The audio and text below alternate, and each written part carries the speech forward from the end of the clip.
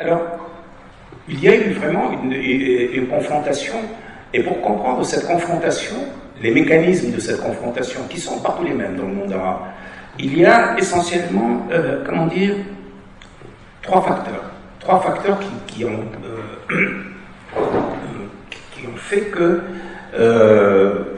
l'opposition était virulente. Je vous ai dit qu'en Tunisie, à cause de la structure du pays, à cause de la psychologie des Tunisiens, etc., cette lutte difficile est restée pacifique. Ailleurs, les gens se sont entretués. Alors, qu'est-ce qu'il y a quels sont les mécanismes qui expliquent cette confrontation? Eh bien, d'abord, essentiellement, la compétition. Parce que vous êtes dans une compétition. Vous dites, c'est moi qui va hériter de la dictature. Et c'est moi qui, en héritant de la dictature, va orienter le pays dans telle ou telle direction. Donc vous êtes dans une compétition féroce. C'est une compétition sur quel type de société on veut, et vous êtes dans une compétition de personnes. Il ne faut jamais oublier que ce sont des êtres humains passionnés, et que souvent les uns et les autres utilisent aussi telle ou telle idéologie pour leur propre service. Donc cette compétition, moi je l'ai vu fonctionner. Alors, cette compétition est une compétition passionnelle.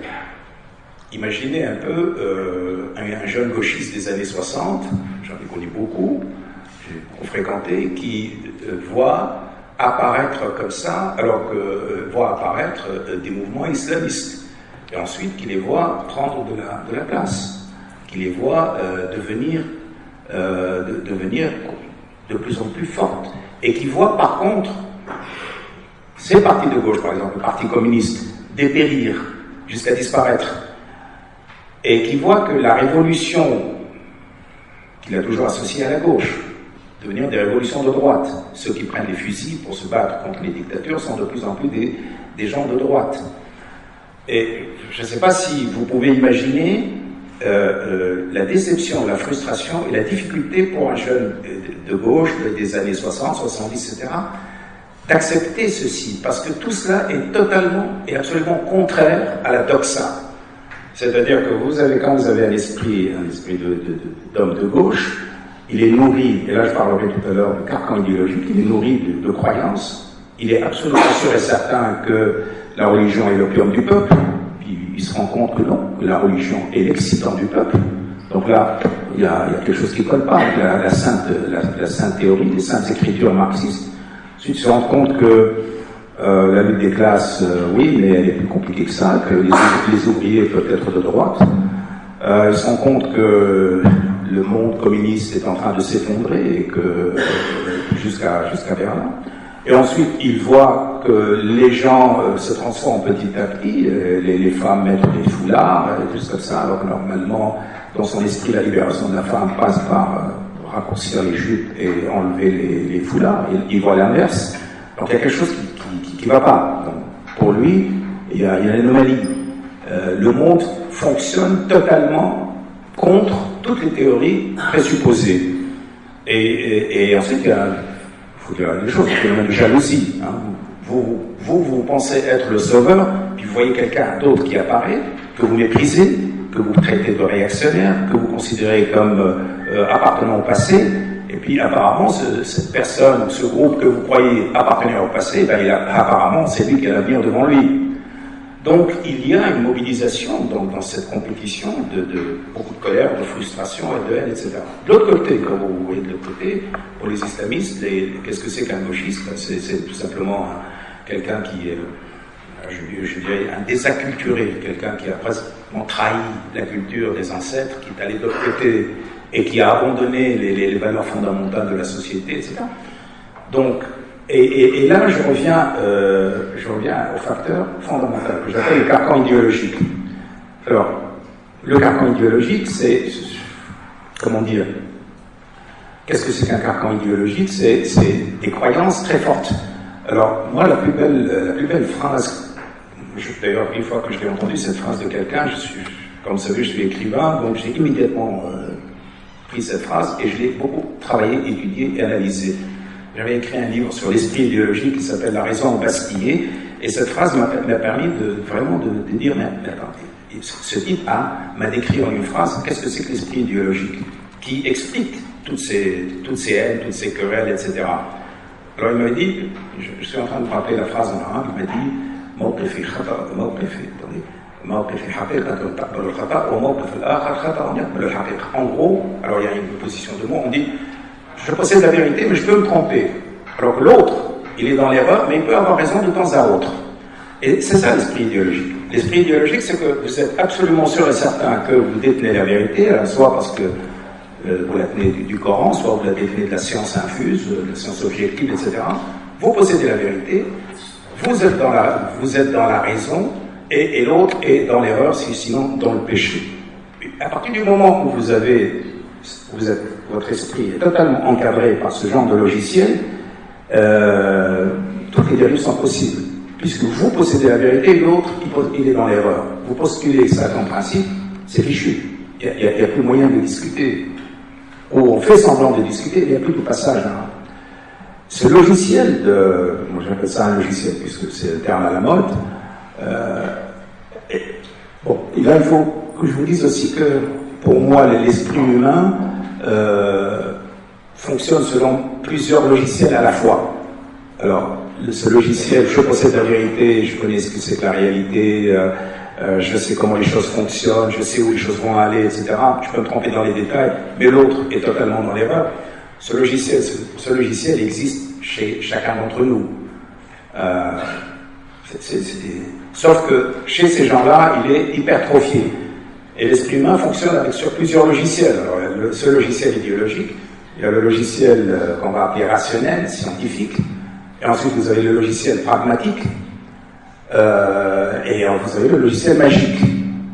Et très souvent, moi, mon expérience de la vie m'a appris que les gens fonctionnent en permanence sur ces 4 logiciels. Alors, quand dans l'histoire de la science, je lis l'étonnement ou l'amusement de certains historiens qui disent « Ah oui, mais Kepler croyait à l'astrologie, oui, mais Newton croyait à la magie. » Mais c'est normal. Je dirais qu'il n'y a rien d'étonnant. Nous fonctionnons tous sur ces logiciels, nous utilisons les uns après les autres. Une fois, nous fonctionnons sur le logiciel magique, une autre fois sur le logiciel idéologique, une fois sur le logiciel pragmatique, etc. Et ces logiciels s'interpénètrent, sauf que quand vous avez des esprits idéologiques, l'esprit idéologique s'est hypertrophié, et là, ça devient un carcan, et là, les gens sont prisonniers de leurs propres idées. Et c'est pour ça que mon livre, je l'avais appelé La raison vacillée, c'est-à-dire qu'à partir du moment où on s'inscrit dans l'esprit idéologique, on devient prisonnier de ses propres croyances, on devient prisonnier de ses propres idées, on est pieds et poings liés, et on n'est plus capable ni de comprendre les autres, ni de comprendre le monde. Et malheureusement, cet esprit idéologique, moi je l'ai vu fonctionner, pas chez tout le monde, pas tout le temps, mais c'était quand même quelque chose d'important. Donc vous avez la compétition et vous avez l'esprit idéologique. Mais là, l'élément le plus important, c'est quand même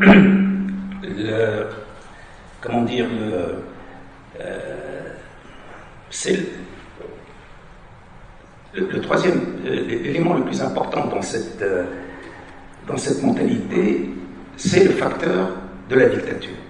Et je reviens pour dire que la dictature a joué un rôle important dans la confrontation parce que elle s'est jouée magistralement des uns et des autres. Donc vous avez 2 groupes qui veulent hériter de la dictature, chacun est encadré dans son carcan idéologique, exprimant des points de vue, voulant, et évidemment en étant en compétition pour le contrôle de la société, pour faire des partis politiques, pour prendre un jour le pouvoir. Mais derrière tout ça, il y a le 3e larron qui, lui, joue en permanence, et je dirais presque c'est lui le gagnant, et c'est lui le maître, le joueur. Comment il fait Eh bien, il joue fondamentalement l'un contre l'autre. Et la dictature a été, je dirais, un magnifique joueur. Un joueur, je dirais tout à l'heure, mon admiration, entre guillemets, devant capacité de la dictature. Parce que la dictature, elle n'est pas du tout pieds et poings liés par le logiciel, idéologique, elle est dans le logiciel pragmatique, dans le pragmatisme le plus total, elle est libérée de toute éthique, de toute autre considération que de rester au pouvoir, et donc elle est capable de tout. Donc la capacité de manipulation de la dictature est absolument incroyable. Alors, il y a un mythe qui prétend que les islamistes ont été créés par les services secrets pour contrer la gauche dans les années 60. C'est un mythe parce que c'est faux. Mais ce qui est vrai, c'est que les pouvoirs en Tunisie ont vu avec plaisir arriver sur le marché politique les étudiants islamistes dans les années 70 pour contrer la gauche. Et qu'un certain temps, on a un peu laissé faire, jusqu'au jour où le pouvoir s'est rendu compte que, attendez, ça se développe à une allure beaucoup plus importante, et donc là, ils ont eu peur. Et à ce moment-là, pendant toutes ces périodes, ces 20-30 dernières années, le régime n'a pas cessé de jouer l'un contre l'autre. Moi, je me souviens très bien dans les années 90, quand Ben Ali a lancé une grande campagne d'éradication du mouvement arabe, eh bien, c'était pratiquement avec la bénédiction d'une certaine fraction de la gauche. Certains membres de la gauche se sont littéralement déshonorés dans cette bataille, en prenant fait et cause pour la dictature. Et je me souviens, à l'époque, j'étais à la tête de la Ligue, et c'était un déchirement. Et d'ailleurs, c'est à ce moment-là que la gauche, entre guillemets, s'est divisée, parce que moi, j'ai fait partie des gens, avec Moustapha Benjaraf, avec Sian Bessedeline, avec donc des hommes et des femmes de gauche. On dit non, nous, on ne marche pas nous, on est une association des droits de l'homme, on doit défendre les gens, quels qu'ils soient, et ils peuvent être nos adversaires idéologiques et lors de questions de... Alors qu'une autre fraction de la gauche a dit non, ces gens-là sont beaucoup plus dangereux. Et alors là, il y a eu un débat au sein de cette gauche pour savoir qui est l'adversaire, qui est l'ennemi. Moi, et Benjaraf, donc toute cette gauche modérée et essentiellement obnubilée par la question sociale et totalement désintéressée de la querelle idéologique, nous disions non, c'est la dictature qui est l'adversaire. Les islamistes peuvent être des adversaires, mais c'est la dictature qui est... Et les autres, ils disent non. L'ennemi numéro un, c'est la dictature. L'ennemi numéro un, c'est l'islamisme, parce que c'est lui la dictature de demain, etc. Et, encore une fois, le carcan idéologique. Donc, le pouvoir a continué à jouer les uns contre les autres, et ce, jusqu'au moment où nous étions au pouvoir. Je veux dire que cette association entre une gauche laïque modérée, obnubilée par la question sociale, avec des islamistes modérés, dû à ces débats, à ces discussions sur une Tunisie plurielle, eh bien, là, elle a été sabotée pendant les 3 dernières années, essentiellement par, d'une part, la contre-révolution, donc l'ancien système qui avait perdu le pouvoir, avec la gauche, avec une fraction de la gauche, qui a tiré sur nous, qui s'est littéralement associée à la contre-révolution pour faire avorter donc ce processus démocratique. Et pendant les élections là, que j'ai perdues, donc dans ces élections que j'ai perdues, la gauche, cette gauche-là, cette gauche éradicatrice, est allée jusqu'à s'associer, à appeler à voter pour le candidat qui était un ancien ministre de l'Intérieur et qui n'a jamais brillé par son démocratisme ni par son amour des droits de l'homme. Et alors, ce qui est le plus drôle, si je puis dire, c'est qu'une fois que ce pouvoir-là s'est installé, la première des choses qu'il a faites, c'est, puisque je vous ai dit, il ne fonctionne pas du tout sur le logiciel idéologique, mais sur le logiciel le plus pragmatique, eh bien, il a renvoyé ses anciens alliés, il s'est allié avec Nada. Et ça, c'est la continuation de ce jeu permanent qui fait que la dictature, la contre-révolution, etc., utilise cette confrontation entre les deux groupes pour jouer l'un contre l'autre, pour jouer une fois avec l'un, pour jouer une fois avec l'autre, et en définitive, rester au pouvoir. En définitive, asseoir son pouvoir. Alors, d'où la question, est-ce que tout cela va continuer? Je veux dire que, pour le moment, la solution du problème démocratique est à peu près trouvée en Tunisie. C'est-à-dire qu'effectivement, il y a eu, entre autres choses, grâce au fait qu'une partie de cette gauche modérée a pu discuter avec des islamistes modérés pour faire une transition pacifique, pour éviter la violence. Aujourd'hui, la Tunisie est un État démocratique fragile, parce que l'ancien système est revenu, il est parti par la porte, il est revenu par la fenêtre. Mais bon, c'est les urnes et c'est les lois de l'histoire qui font qu'après une période intermédiaire, en général, ceux qui viennent après une révolution doivent supporter le chaos, doivent supporter les difficultés de la phase transitoire, etc. Et qu'aux premières élections, ils sont mis de côté. Sauf que maintenant, la Tunisie va entrer dans une période probatoire pour savoir si ceux qui maintenant sont au pouvoir sont capables d'accepter qu'il y ait dans 5 années des élections libres et honnêtes, c'est-à-dire s'ils s'inscrivent dans l'alternance ou pas. Et s'ils vont continuer à jouer cette partie de la gauche contre les islamistes contre la gauche, et en fin de compte, ça va donner quoi? Parce que ce qui est en train de se passer, c'est que tous ces acteurs-là risquent d'être dépassés par l'ampleur des crises.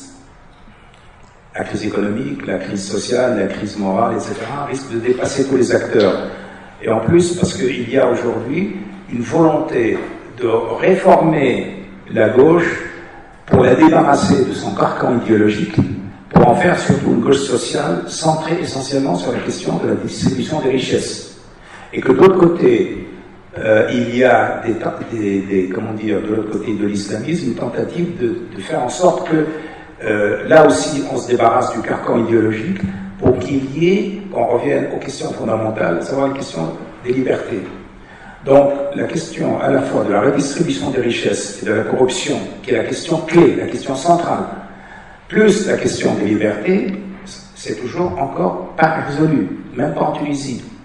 Donc le processus de la mise en place de cet État démocratique et social que nous appelons de nos voeux depuis maintenant plus de 50 ans, ce processus a avancé, il a reculé, il s'est arrêté, on a fait une révolution, mais tout reste à faire. Et donc l'avenir, en tout cas pour la Tunisie, moi je suis optimiste dans la mesure où j'ai vu pendant ces 50 années des batailles terribles, mais qui sont toujours restées des batailles politiques et des batailles d'idées. On n'est jamais allé comme ailleurs. Bon, alors on me dit toujours quel est le secret de la Tunisie. Pourquoi est-ce que la Tunisie fait mieux que les autres pays? Pourquoi est-ce qu'il y a cette transition pacifique qui arrive? Mais c'est pas dû à la sagesse des hommes politiques. Moi, je suis bien content quand on me dit que c'est la sagesse des hommes politiques. C'est bien, ça m'arrange. Mais malheureusement, c'est pas ça. Malheureusement, parce que ces hommes politiques sont le produit de la société tunisienne.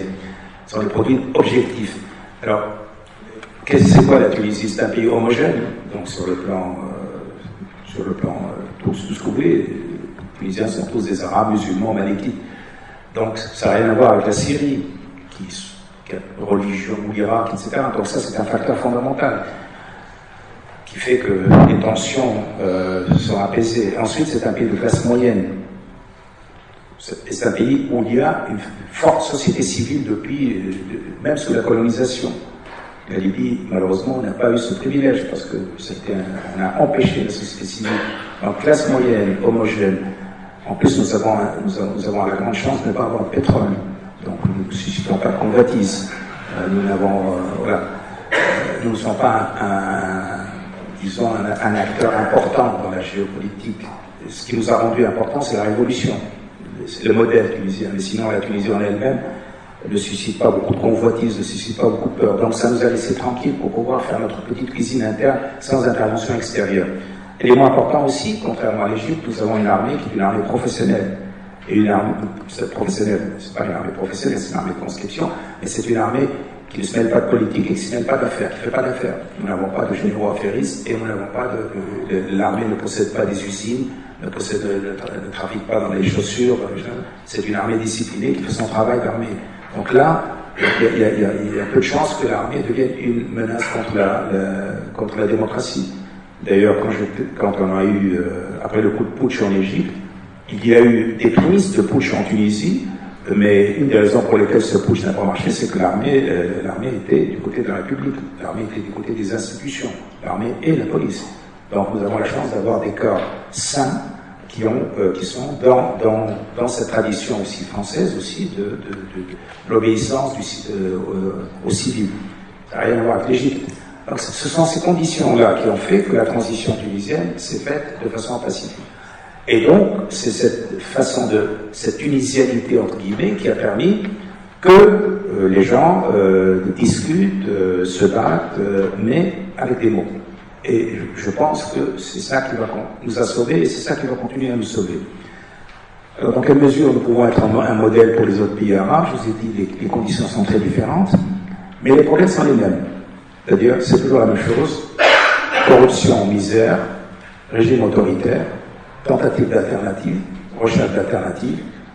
Il y a l'alternative islamiste partout. Il y a l'alternative dite de gauche partout. Mais de plus en plus, le modèle tunisien peut être pédagogique dans la mesure de dire impossible d'appliquer les pays arabes ne pourront jamais devenir des républiques islamistes, pas plus qu'ils pourront devenir des républiques communistes. Et il faut trouver un modus vivendi, il faut trouver un accord national autour du fait que nous avons raté toute cette partie de l'histoire. C'est-à-dire, le monde arabe a raté toute cette partie de l'histoire. Depuis 70 ans, le monde arabe tourne en rond. Le monde arabe est en échec, en situation d'échec, parce qu'il n'a pas pu mettre en place des États qui soient à la fois des États capables de donner du développement et de donner la liberté.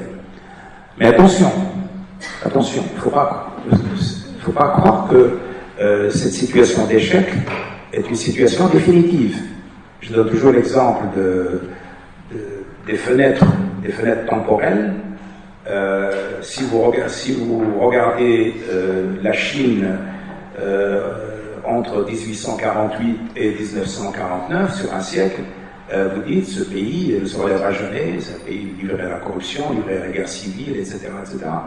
Or, l'histoire s'est continuée après 48-49, et vous savez ce qu'est devenu la Chine. Quelqu'un qui regardait aussi par une fenêtre temporelle l'Europe entre 1920 et 1945, il y verrait les choses les plus horribles. Il y verrait les camps de concentration, les guerres, les 40 millions de morts, les destructions, etc. etc. Et regardez ce que l'Europe est devenue. Les peuples sont en mouvement. Donc quand on regarde aussi cette histoire du monde arabe, cette fenêtre temporelle entre 56 et maintenant, c'est l'histoire d'un échec, et qui est sanglant avec des guerres, etc. Mais les forces de destruction, comme les forces de construction, sont à l'œuvre. Et aujourd'hui, le monde arabe est 50 millions de classe moyenne. Il y a une formidable force de renouvellement. Il y a une jeunesse qui est absolument assoiffée de liberté, etc. Il y a les réseaux sociaux, il y a la révolution technologique, etc. Donc cette crise où on est en train de détruire les anciennes dictatures et on ne sait pas ce qu'il y a à se mettre à sa place, où il y a des querelles pour savoir quel type de société, etc., c'est une phase de construction. Il y a de la destruction, mais aussi la phase de construction. Donc moi, je dis, si je regarde un peu ces fenêtres temporelles chinoises, européennes, etc., nous sommes dans une fenêtre temporelle de destruction, mais il est fort probable que les processus de construction qui sont déjà à l'œuvre vont être de plus en plus importants. Et dans ce processus de construction, ça va être des réconciliations. Les gens vont être obligés d'abandonner leur carcan idéologique. Les gens vont être obligés d'accepter la pluralité. Les gens vont d'accepter que personne n'a raison et que personne n'a tort. Les gens devront accepter que ce pays appartient à tout le monde et qu'il faut le faire ensemble. C'est cette culture-là, c'est cette nouveauté-là que nous sommes en train d'essayer d'insuffler dans le pays, et sans elle, nous serions dans la phase de destruction. Mais encore une fois, cette mentalité, ces idées-là sont en train de, je veux dire, ça a commencé en Tunisie, ça a commencé un peu à disparaître. Et donc cette façon de réfléchir qui peut-être un jour remettra le monde arabe sur les rails et que la phase de construction l'emportera sur la phase de destruction, moi j'espère qu'elle est déjà en cours. Malheureusement, je ne verrai pas le output de toute cette affaire. J'espère que les jeunes un jour se diront « Ah, on a entendu Marzouki il y a 50 ans, et il avait raison en disant la phase de destruction va se terminer, et la phase de construction, et le monde arabe aujourd'hui est un terrain de démocratie, d'ouverture, et ces horreurs d'il y a 50 ans sont aussi éloignées de notre esprit que les horreurs d'Auschwitz et de... Voilà ce que 50 ans. je ne sais pas, peut-être plus tôt, j'espère. En tout cas, rêvez avec moi. Moi, je suis un grand rêveur, un rêveur actif. Il y a des rêves qui sont en train de se faire dans ce monde arabe en gestation. N'en désespérez pas. Il paraît désespérant, mais n'en désespérez pas. Il ne faut jamais désespérer des hommes, même quand ils sont au pire de leurs actions, etc. Il y a toujours de l'espoir. En tout cas, c'est comme ça que je vois la vie. Voilà, merci, j'espère que je n'ai pas été trop long.